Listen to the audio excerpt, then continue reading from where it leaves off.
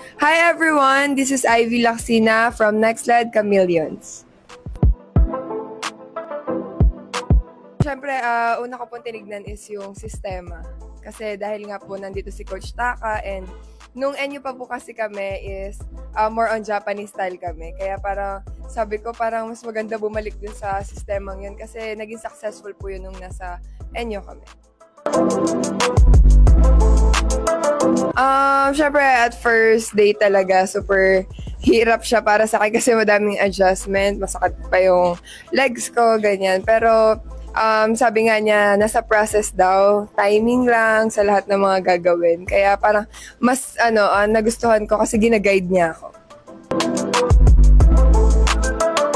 Siguro yung pinaka madadala ko sa NextLed is, syempre, kung paano talaga ako maglaro and kung ano yung mga kaya kong gawin or ibigay sa team. Like, ako, kaya ko maglaro ng iba't ibang pwesto, ganyan. Pero, syempre, one step at a time lang ako.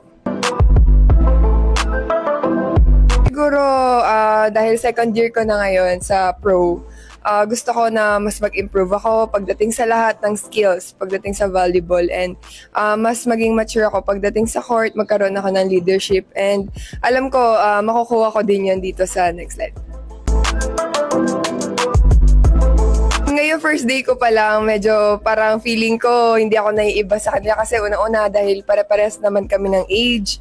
And nandito nga si Cal, so parang tinutulungan niya ako para hindi ako mahiya, ganyan, dahil mahiyain ang person. Charit! Ayun, kaya parang mas super excited ako. And ngayon kasi, si Coach Saka, kahit first day ko pa lang, super guide siya sa akin, tinuturo niya talaga lahat sa akin. Kaya sabi ko, na-feel ko na welcome ako sa NextLed. Hello po sa mga sumusuport sa NextLed. Sana hanggang dulo, ngayon sa bagong journey ko din, isupport niyo ako and yung buong team, syempre. And ayun, magkita-kita tayo sa court.